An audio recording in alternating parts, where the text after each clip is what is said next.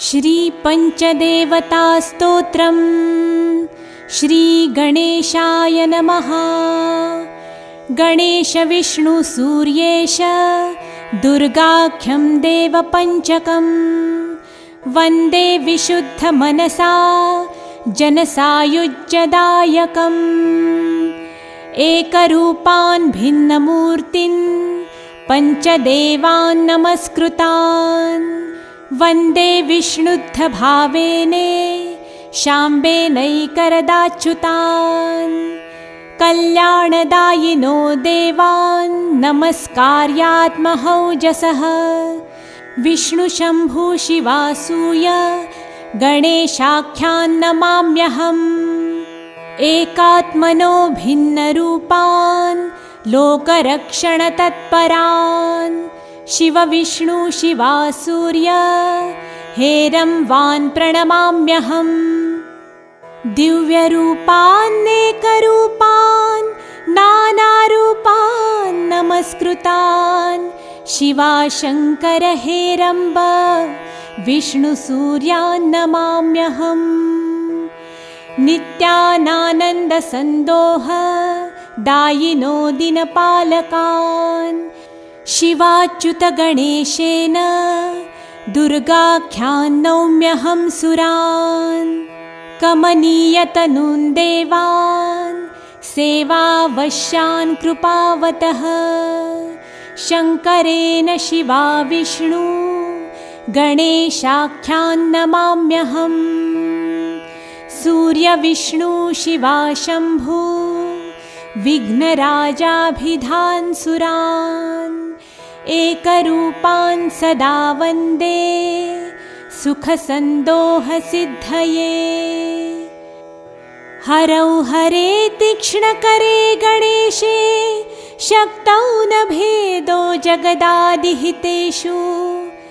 अधःपतन्त्येषु भिदां दधाना भाषान्त एवं यततोच्चश्रमाः।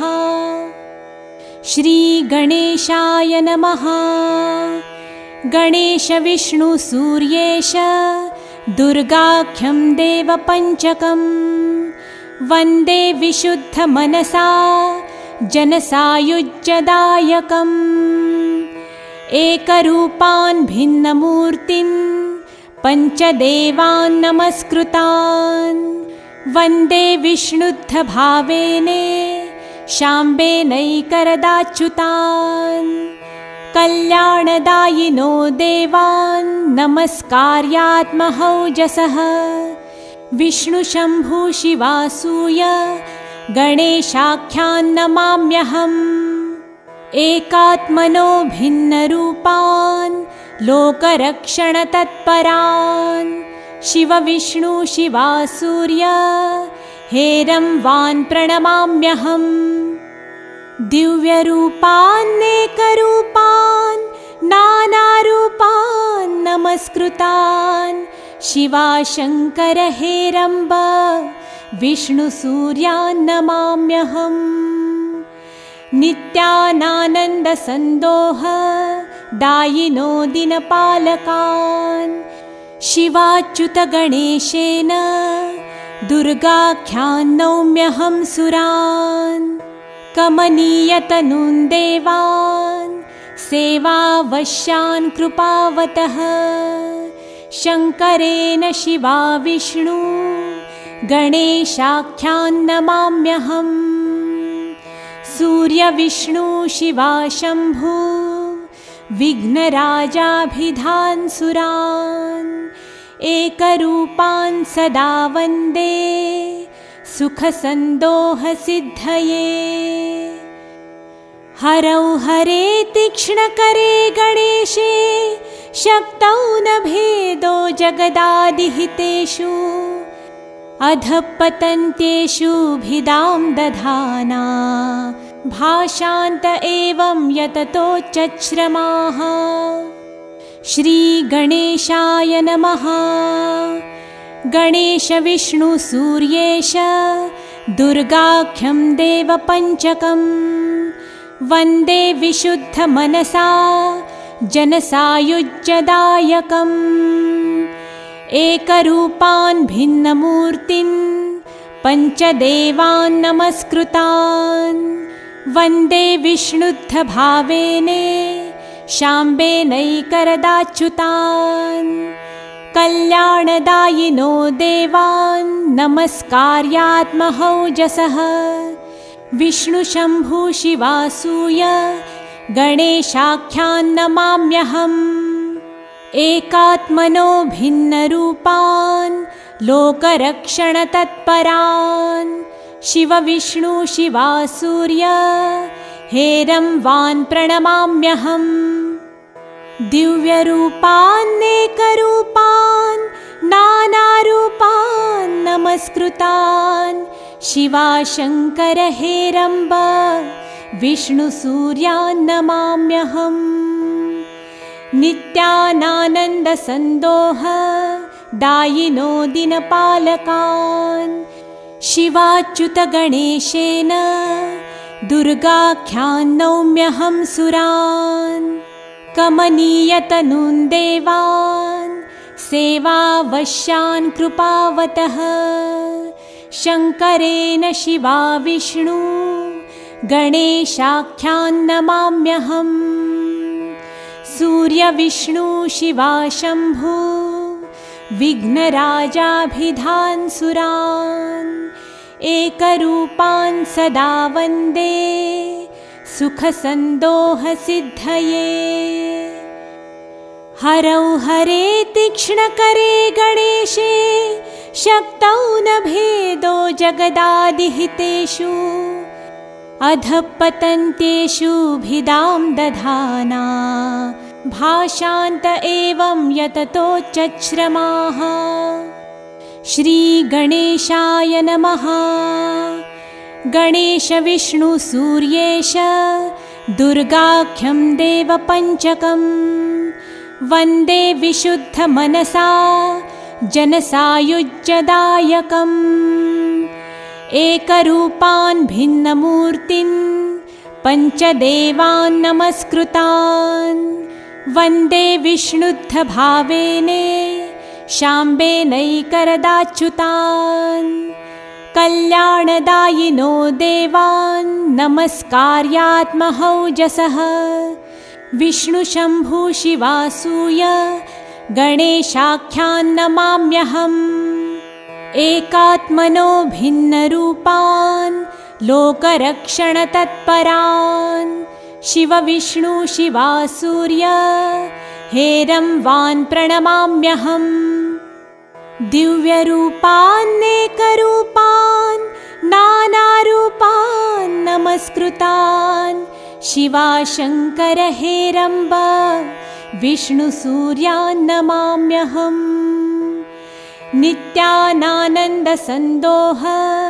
दायिनो दिनपालकान् शिवाच्युतगणेशेन दुर्गाख्यान् नौम्यहं सुरान् कमनीयतनून् देवान् सेवावश्यान् कृपावतः शङ्करेण शिवा विष्णु गणेशाख्यान् नमाम्यहम् सूर्यविष्णु शिवा शम्भु विघ्नराजाभिधान् सुरान् एकरूपान् सदा वन्दे सुखसन्दोहसिद्धये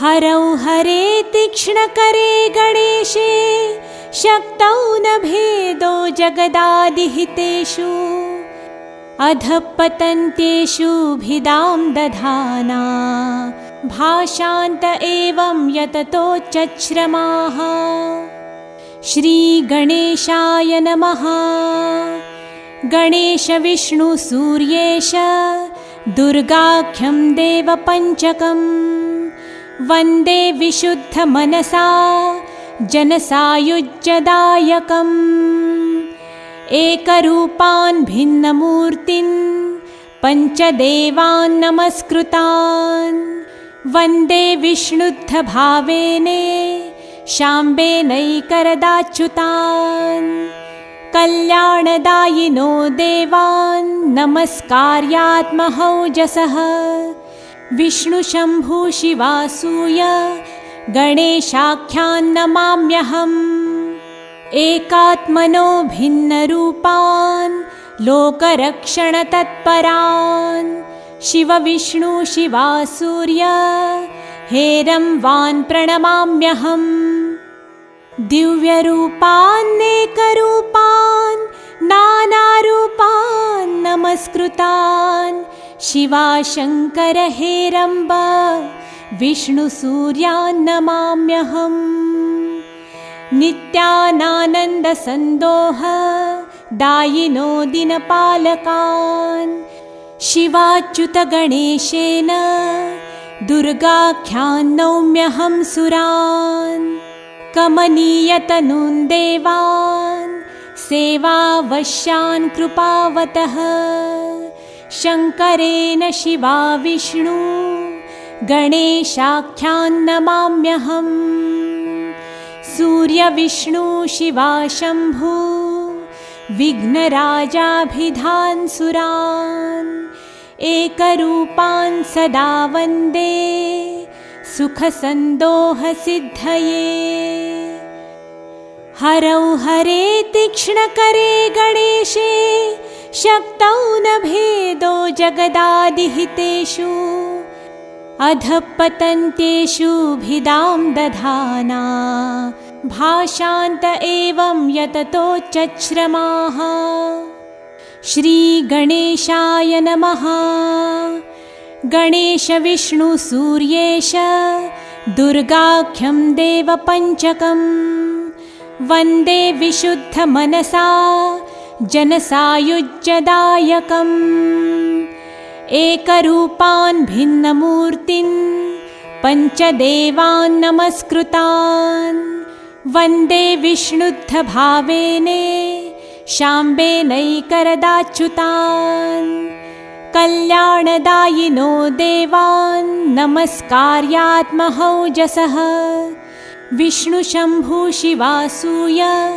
गणेशाख्यान् नमाम्यहम् एकात्मनो भिन्नरूपान् लोकरक्षणतत्परान् शिवविष्णु शिवासूर्य हेरम्बान् प्रणमाम्यहम् दिव्यरूपान्नेकरूपान् नानारूपान् नमस्कृतान् शिवाशङ्कर हेरम्ब विष्णुसूर्यान् नमाम्यहम् नित्यानानन्दसन्दोह दायिनो दिनपालकान् शिवाच्युतगणेशेन दुर्गाख्यान् नौम्यहं सुरान् कमनीयतनून् देवान् सेवावश्यान् कृपावतः शङ्करेण शिवा विष्णु गणेशाख्यान् नमाम्यहम् सूर्यविष्णु शिवा शम्भु विघ्नराजाभिधान् सुरान् एकरूपान् सदा वन्दे सुखसन्दोहसिद्धये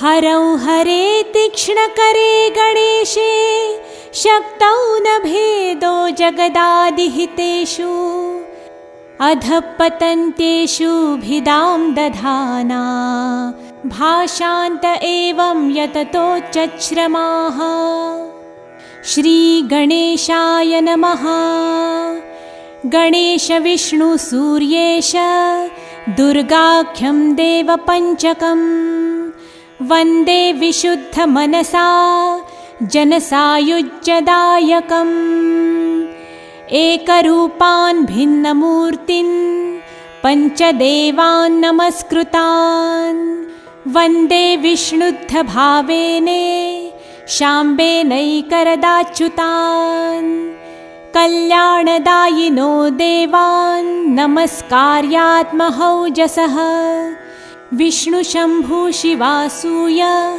गणेशाख्यान् नमाम्यहम् एकात्मनो भिन्नरूपान् लोकरक्षणतत्परान् शिवविष्णु शिवासूर्य हेरम्बान् प्रणमाम्यहम् दिव्यरूपान्नेकरूपान् नानारूपान् नमस्कृतान् शिवाशङ्कर हेरम्ब विष्णुसूर्यान् नमाम्यहम्। नित्यानानन्दसन्दोह दायिनो दिनपालकान् शिवाच्युतगणेशेन दुर्गाख्यान् नौम्यहं सुरान्। कमनीयतनून् देवान् सेवावश्यान् कृपावतः शङ्करेण शिवा विष्णु गणेशाख्यान् नमाम्यहम्। सूर्यविष्णु शिवा शम्भु विघ्नराजाभिधान् सुरान् एकरूपान् सदा वन्दे सुखसन्दोहसिद्धये। हरौ हरे तीक्ष्णकरे गणेशे शक्तौ न भेदो जगदादिहितेषु अधःपतन्त्येषु भिदां दधाना भाषान्त एवं यततोच्चश्रमाः। श्रीगणेशाय नमः। गणेश विष्णु सूर्येश दुर्गाख्यं देवपञ्चकं वन्दे विशुद्धमनसा जनसायुज्यदायकम्। एकरूपान् भिन्नमूर्तिन् पञ्चदेवान् नमस्कृतान् वन्दे विष्णुद्धभावेने शाम्बेनैकरदाच्युतान्। कल्याणदायिनो देवान् नमस्कार्यात्महौजसः विष्णुशम्भु शिवासूय गणेशाख्यान् नमाम्यहम्। एकात्मनो भिन्नरूपान् लोकरक्षणतत्परान् शिवविष्णु शिवासूर्य हेरम्बान् प्रणमाम्यहम्। दिव्यरूपान्नेकरूपान् नानारूपान् नमस्कृतान् शिवाशङ्कर हेरम्ब विष्णुसूर्यान् नमाम्यहम्। नित्यानानन्दसन्दोह दायिनो दिनपालकान् शिवाच्युतगणेशेन दुर्गाख्यान् नौम्यहं सुरान्। कमनीयतनून् देवान् सेवावश्यान् कृपावतः शङ्करेण शिवा विष्णु गणेशाख्यान् नमाम्यहम्। सूर्यविष्णु शिवा शम्भु विघ्नराजाभिधान् सुरान् एकरूपान् सदा वन्दे सुखसन्दोहसिद्धये। हरौ हरे तीक्ष्णकरे गणेशे शक्तौ न भेदो जगदादिहितेषु अधःपतन्त्येषु भिदां दधाना भाषान्त एवं यततोच्चश्रमाः। श्रीगणेशाय नमः। गणेश विष्णु सूर्येश दुर्गाख्यं देवपञ्चकं वन्दे विशुद्धमनसा जनसायुज्यदायकम्। एकरूपान् भिन्नमूर्तिन् पञ्चदेवान् नमस्कृतान् वन्दे विष्णुद्धभावेने शाम्बेनैकरदाच्युतान्। कल्याणदायिनो देवान् नमस्कार्यात्महौजसः विष्णुशम्भु शिवासूय गणेशाख्यान् नमाम्यहम्। एकात्मनो भिन्नरूपान् लोकरक्षणतत्परान् शिवविष्णु शिवासूर्य हेरम्बान् प्रणमाम्यहम्। दिव्यरूपान्नेकरूपान् नानारूपान् नमस्कृतान् शिवाशङ्कर हेरम्ब विष्णुसूर्यान् नमाम्यहम्। नित्यानानन्दसन्दोह दायिनो दिनपालकान् शिवाच्युतगणेशेन दुर्गाख्यान् नौम्यहं सुरान् कमनीयतनुं देवान् सेवावश्यान् कृपावतः शङ्करेण शिवा विष्णु गणेशाख्यान् नमाम्यहम् सूर्यविष्णु शिवा शम्भु विघ्नराजाभिधान् सुरान् एकरूपान् सदा वन्दे सुखसन्दोहसिद्धये हरौ हरे तीक्ष्णकरे गणेशे शक्तौ न भेदो जगदादिहितेषु अधःपतन्त्येषु भिदां दधाना भाषान्त एवं यततोच्चश्रमाः।